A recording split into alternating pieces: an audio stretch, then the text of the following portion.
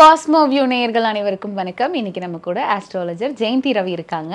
இன்னைக்கு வீட்டில் வைக்கக்கூடிய செடிகள், என்ன மாதிரியான செடிகள் வைக்கலாம், என்ன மாதிரியான செடிகள் வைக்கக்கூடாது, குறிப்பாக மகாலட்சுமியினுடைய அம்சம் பெறத்துக்கு என்ன மாதிரியான செடிகள் நம்ம வழிபட்டால் நமக்கு அதற்கான பலன் கிடைக்கும் அப்படின்றத அவங்க கிட்ட கேட்டு தெரிஞ்சுக்கலாம். வணக்கம்மா. வணக்கம்மா. எப்படி இருக்கீங்க? நல்லா இருக்கேம்மா. ஓகே, ஜோதிடம் சார்ந்த நிறைய தகவல்கள் கொடுத்துட்ருக்கீங்க. அதில் இன்னைக்கு எலுமிச்சை பழத்தினுடைய சிறப்புகள் என்னெல்லாம் இருக்குது அப்படின்னு நம்ம பார்க்க போகிறோம். மெயினாக திருஷ்டி கழிக்கிறது எல்லார் வீட்டுக்கும் நம்ம பயன்படுத்துறது தான் எலுமிச்சம்பழம். இது பொதுவாக எல்லாருக்கும் தெரிஞ்ச ஒரு விஷயம்.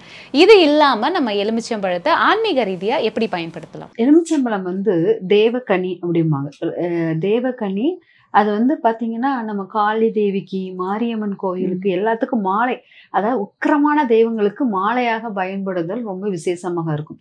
ஏன்னா உக்கிரமான தெய்வங்களுடைய அதை சாந்தத்தன்மை ஆக்கி வரம் கேட்குற மாதிரி இந்த எலுமிச்சம்பழம் பார்த்தீங்கன்னா சாமி ஆடுறவங்க வாயிலெல்லாம் இந்த எலுமிச்சம்பழத்தை வச்சு விட்டுறது, அவங்களுடைய சாமி ஆடுற ரொம்ப ஆக்ரோஷமா ஆடும்போது அந்த எலுமிச்சம்பழத்தை கொடுக்கும்போது அவங்க அப்படியே அந்த உக்கிரத்தன்மை குறையும் போது அப்ப நம்மளுக்கு கேட்ட வரங்கள் கொடுக்கும் அப்படிங்கிறது. இந்த எலுமிச்சம்பழத்துல விளக்கேற்றுதல், அங்க கோயிலே போய் அந்த முழுசா எடுத்துட்டு போய் அங்க போய் கட் பண்ணி அந்த சாரெல்லாம் விட்டுட்டு அதுக்கு திருப்பி போட்டு அதுல விளக்கேற்றுதல் அவ்வளவு பெரிய விசேஷமானது. ஏன் எலுமிச்சம்பழம் விளக்குல ஏன் ஏத்தணும் அப்படிங்கிறது? ஏன்னா இப்ப அகல் விளக்குல ஏத்தணும்னு வச்சுக்கோங்களேன். அகல் விளக்கு ஏற்றும் போது அது ஒருத்தர் ஏற்றின அகல் விளக்கு நம்ம யூஸ் பண்ணக்கூடாது. அப்போ ஒருத்தருடைய கர்மாவை நம்ம தொடுற மாதிரி இருக்கும். ஒருத்தர் ஏற்றின அகல் விளக்கு ஏற்றக்கூடாது, அவங்க பயன்படுத்துற நெருப்பை நம்ம பயன்படுத்தக்கூடாது, அப்படிங்கிற நெருப்பை கடனும் வாங்கக்கூடாது. இந்த மாதிரிலாம் இருக்குது அகல் விளக்கு. அப்போங்கும்போது இந்த எலுமிச்சம்பழம் நம்ம போய் எடுத்துட்டு போனோம்னா இப்போ நம்ம ஒவ்வொரு நாளைக்கும் ஒவ்வொரு வாரமும் நம்ம எலுமிச்சம்பழம் எடுத்துட்டு போய் அது காஞ்சி அப்படியே அதுவே மண்ணோடு மண்ணா மக்கீரும். அது எதுவும் நம்மளுக்கு இதாகாது. ஆனா அகல் விளக்கை நீங்க எடுத்துட்டு போனீங்கன்னா அதை ஃபுல்லா நீங்க சேகரிச்சு அதை இதாகிக்கிட்டே இருக்கும். சேகரித்து அது அந்த இடத்துல அகல் விளக்குடைய எண்ணிக்கை அதிகமாகிக்கிட்டே இருக்கும். ஒவ்வொருத்தரையும் புது அகல் விளக்கு நீங்க வாங்கிட்டு போய்கிட்டே இருக்க முடியாது. அதுக்கு பதில் இந்த எலுமிச்சம்பழ பழத்தை எடுத்துட்டு போய் அதை கட் பண்ணா அது பலி கொடுக்குற மாதிரி தான். அந்த சாரெல்லாம் ரிமூவ் பண்ணிட்டு அதை திருப்பி போட்டு அதுல நெய் விளக்கு ஏற்றும் போது ரொம்ப, அதுவும் விஷ்ணு துர்க்கை, அதாவது சிவன் கோயில் உள்ள விஷ்ணு துர்க்கை வலது பக்கத்தில் இருப்பா, அவளுக்கு ஏற்றும் போது கேட்ட வரம் கிடக்கும். அது ராகு காலத்தில், வெள்ளிக்கிழமை ராகு காலத்துல ஏற்றுறது ரொம்ப விசேஷமானது. அந்த நேரத்தை நீங்க ஏற்றி அந்த ஒரு 12 மணிக்குள்ள அந்த விளக்கு ஏற்றி அங்க கும்பிட்டுட்டு ஒரு எலுமிச்சம்பழத்தை விஷ்ணு துர்க்கை கிட்ட வச்சுட்டு அதை எடுத்துட்டு வீட்டுல ஜூஸ் போட்டு எல்லாருக்கும் கொடுத்துட்டீங்கன்னா நம்ம வீட்டில் சண்டை சச்சரவு அளவுகள் குறையும். அதே மாதிரி நிறைய விஷயங்கள் தடையா இருக்கும். ஒரு மகிழ்ச்சியோ வெளியில ஊர் சுத்துறது எதுவுமே இல்லாமல் வீட்டுக்குள்ள அடைஞ்சு போன மாதிரி ஒரு ஃபீல் இருக்கும். அதெல்லாமே நீக்கக்கூடியது அந்த இடத்துல இருக்கும். அதெல்லாம் வீட்டில் உள்ள பிரச்சனைகளுக்கெல்லாம் தீர்வும் இந்த மாதிரி அகல் விளக்கில் விளக்கு ஏற்றிட்டு ஒரு எலுமிச்சம்பழம் விஷ்ணு துர்க்கை கிட்ட வச்சு அதை எடுத்துட்டு கொடுக்கும் போதுமே வீட்டில் ஒற்றுமை நிலவும். இந்த மாதிரி எலுமிச்சம்பழத்தை ஆன்மீக ரீதியாக நிறைய பார்க்கலாம், நல்லாவே செய்யலாம். ஓகே, நீங்க சொன்ன மாதிரி அதுல ஸ்பெஷல் துர்க்கைக்கு விளக்கு போடுறதுதான் ரொம்ப விசேஷமான ஒரு விஷயம் இல்லையா? சோ இப்போ எலுமிச்சை பழம் பத்தி சொன்னீங்க. எலுமிச்சை மரத்துக்கும் இந்த மாதிரி குணங்கள் இருக்கா? ஆமா, எலுமிச்சை மரம் வீட்டுல வைக்கக்கூடாதுன்னு ஒரு சொல்லுவாங்க. ஏன்னா அது வீட்டுக்கு முன்னால் எப்பவுமே வீட்டுக்கு முன்னால் மகாலட்சுமி வர்ற இடத்துல முள்ளு வச்சோன்னா அந்த முள்ளை மிதிக்க முடியுமா? முள்ளுல எந்த இதுவுமே வராது. அதனாலதான் வீட்டுக்கு முன்னால், வாசலுக்கு முன்னால் தெரிகிற மாதிரி முள் செடிகள் வைக்கக்கூடாது. கற்றாழை செடி அதெல்லாம் முள்ளு இருக்கும், கற்றாழை செடி வைக்கக்கூடாது.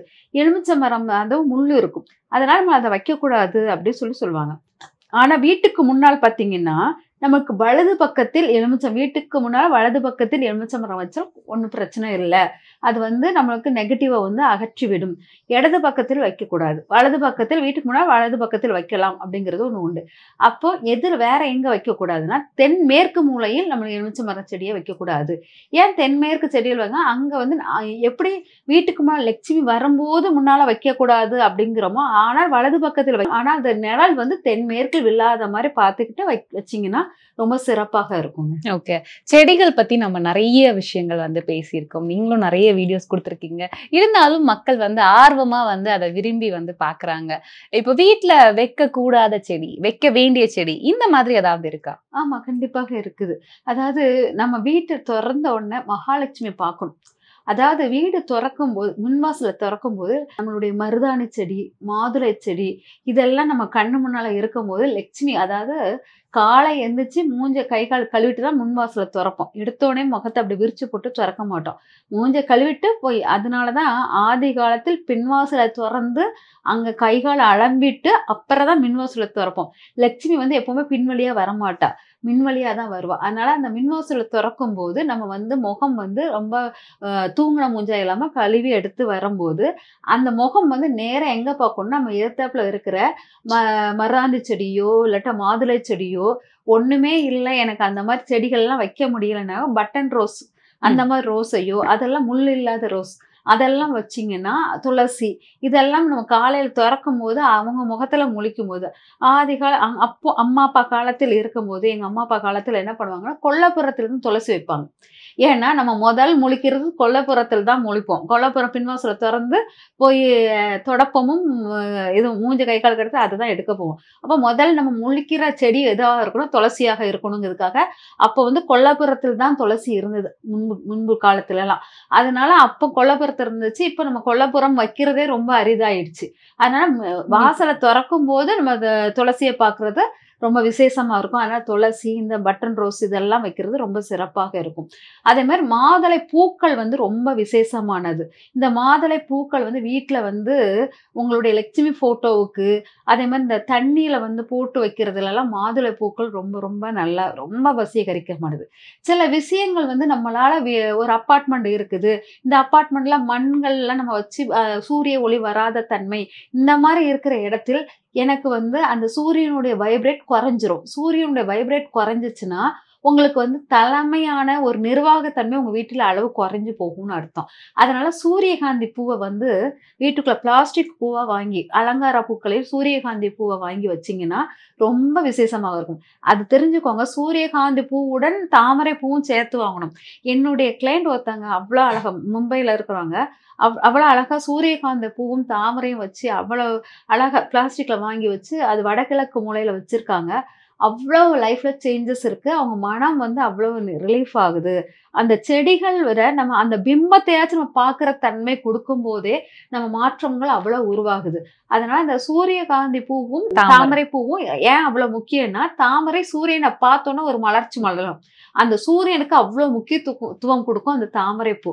அதனால அந்த தாமரை பூ இருக்கிற இடத்துல சூரியனுடைய ஆக்டிவிட்டிஸ் அதிகமா நல்லா இருக்கும்.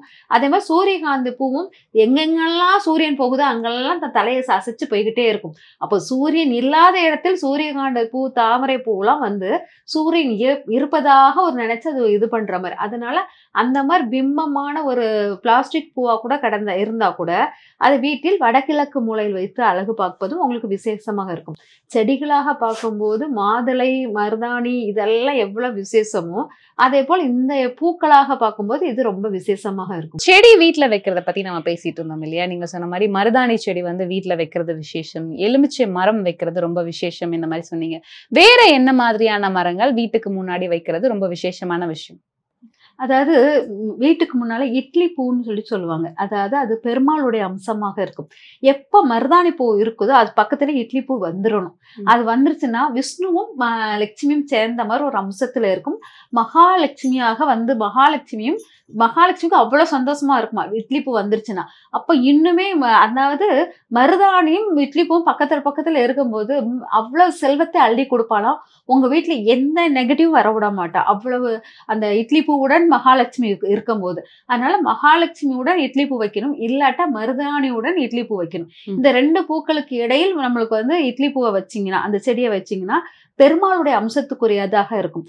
யாருக்கு நிலத்தீர்வு நில பிரச்சனைகள் கோர்ட் கேஸ் இருக்குதோ அவங்க வந்து அந்த இட்லி பூம்பாங்களே அந்த பூவை எடுத்து பெருமாளுக்கு தினமும் சேர்த்துக்கிட்டே வந்தீங்கன்னா பெருமாளுக்கு வச்சு எடுத்து அதை வந்து அந்த வச்ச பூவை சிறிது எடுத்து நீங்க என்ன பண்ணணும்னா சந்தனம் குழப்பி சந்தனத்தை வாங்கி பெருமாளுக்கு சந்தனத்தை குழப்பி சந்தனத்துடன் சேர்ந்து அந்த ஒரு இட்லி பூவை அதுல வச்சு இது வைக்கணும். சாமிக்கு பிரசாதம் மாதிரி அது நம்ம வைக்கிற பூசுறதுக்கு வைக்கிற மாதிரி வைக்கணும். ஒவ்வொரு டைமும் அந்த சாயங்காலம் காலையில அந்த சந்தனத்துடன் சேர்த்த இட்லி பூ வைக்கணும். அது வந்து பாத்தீங்கன்னா ஒண்ணு வெள்ளி கிண்ணத்துல வைக்கணும், இல்லாட்டா வாழை இலையில் அந்த சந்தனம் இட்லி பூவும் சேர்ந்து வாழை இலையில் இருக்கணும் குழப்பி. வெள்ளிக்கிணம் இல்லைன்னா வாழை இலையில் வைங்க. இந்த வச்சுட்டு இதை வந்து நீங்க வந்து அன்றைய பொழுதுக்கு மட்டும்தான் அந்த சந்தனத்தை எடுக்கணும், அதிகமா எடுக்கக்கூடாது. இது உங்களுக்கு வந்து காலை பூஜை முடிஞ்ச உடனே காலையில பூஜை பண்ணுவீங்களா, விளக்கேத்து பூஜை பண்ணி முடிச்ச உடனே அந்த சந்தனத்தை நெற்றியில் வைக்கணும்.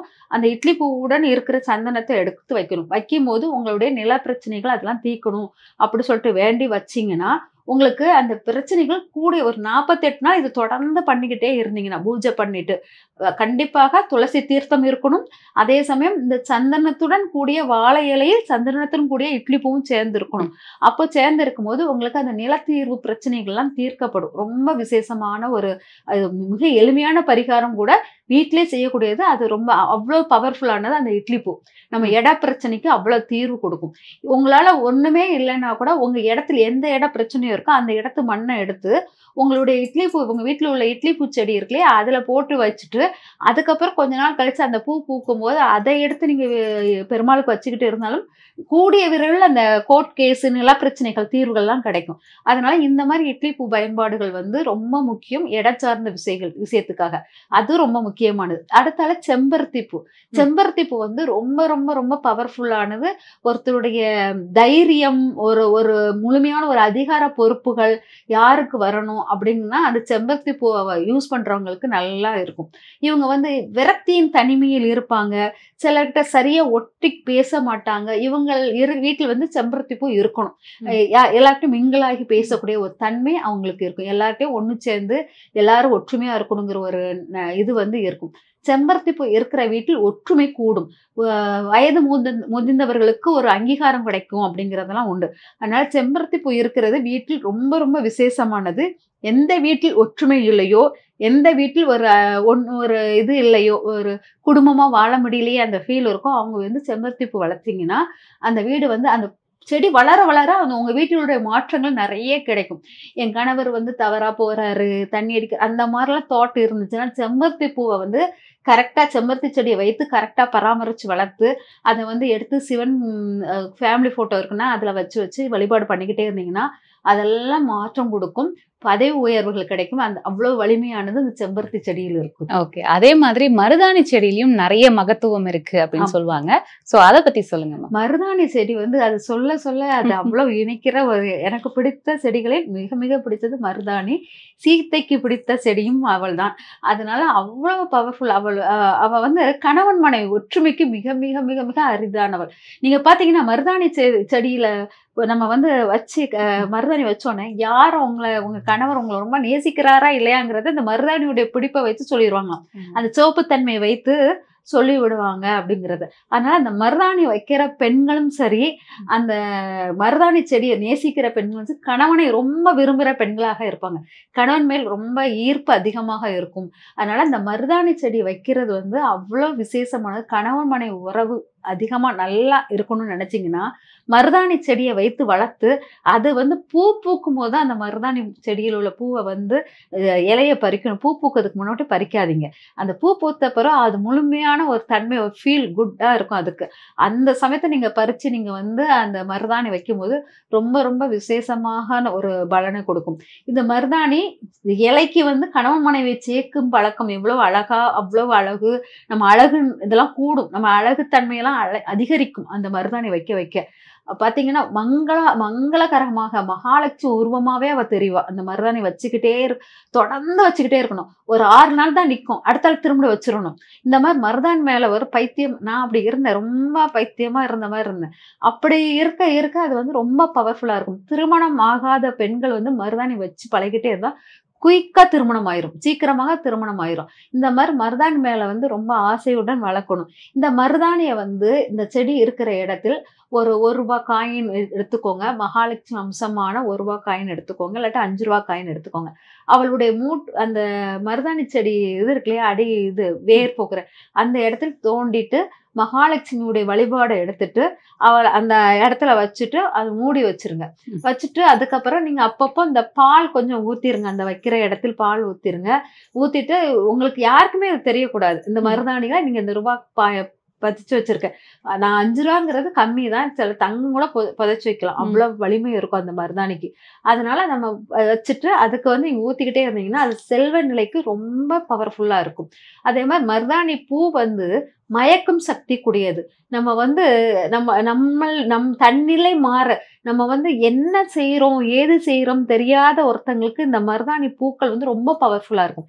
நீங்க எங்க போனாலும் அந்த மருதாணி பூவ கையில எடுத்துட்டு போனீங்கன்னா, உங்களுக்கு வந்து அது வலிமை ஈஸியா வந்து அட்ராக்டிவான ஒரு பெர்சனா இருப்பீங்க.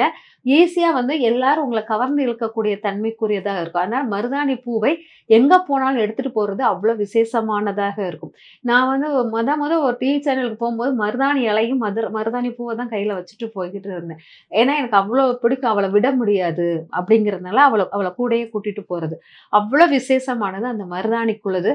அதே மாரி அந்த மருதாணி விதை இருக்கு இல்லையா? அந்த விதை வந்து இந்த செய்வினை கோளாறுகள், இந்த பிளாக் மேஜிக் எல்லாத்தையும் ரிமூவ் பண்றது, கந்திஷ்டிய ரிமூவ் பண்ணக்கூடிய மிகப்பெரிய சக்தி அந்த மருதாணி விதை, காய்ந்த விதை.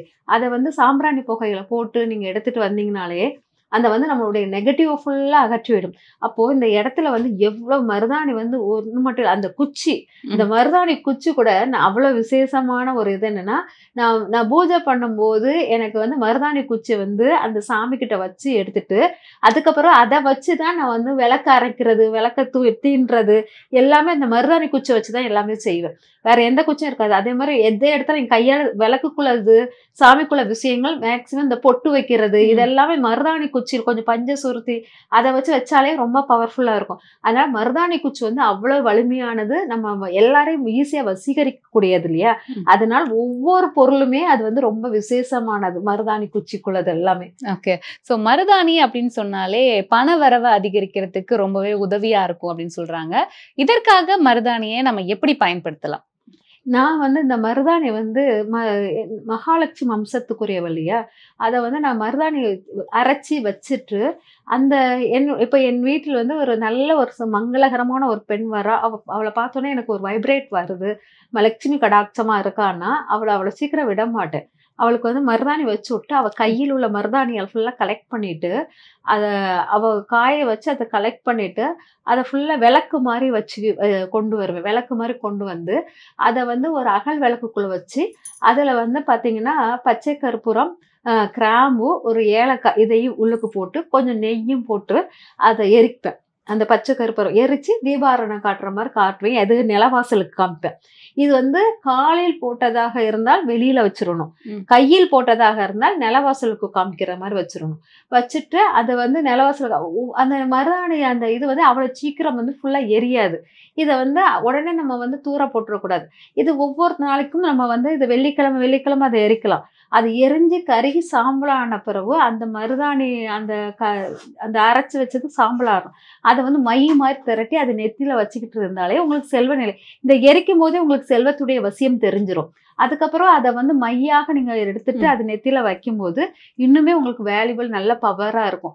அந்த மாரி பண்ணுவேன். அதே மாரி காலில் வைத்து மருதாணிய வந்து திஷ்டி கழிப்பதற்காக வச்சு, அத வந்து வீட்டின் முற்றத்தில் வைத்து எரிப்பேன். அத எரிச்சுட்டு அத பத்திரப்படுத்தி திரும்ப வச்சுக்குவேன். திரும்படி வந்து அந்த மாரி அத எரிச்சு அந்த மாரி யாருடைய கண்ணும் லட்சுமி வந்து அந்த கண் திருஷ்டி இருந்தா லட்சுமி வரமாட்டா.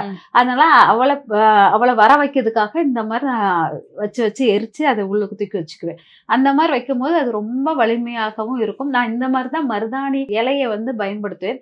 ஒண்ணுமே இல்ல சாமிக்கு பூஜை பண்றதுக்கு, மகாலட்சுமி பூஜை பண்றதுக்கு இந்த மாரி மருதாணி இலைய பறிச்சு மிக்ஸில அரைச்சு யாருக்கும் வைக்காமல் மகாலட்சுமி மந்திரத்த மட்டுமே உச்சாரணம் பண்ணிட்டு, அத வந்து மருதாணி விதை அண்ட் மருதாணி இலை, மருதாணி பூ இது எல்லாத்தையும் சேர்த்து அரைச்சு அத வந்து நல்ல ஒரு வெற்றிலையும் இதுக்குள்ள போட்டுக்கோங்க. இது எல்லாத்தையும் சேர்த்து அரைச்சிட்டு, அப்புறமா அத வந்து நான் இது பண்ணுவேன்.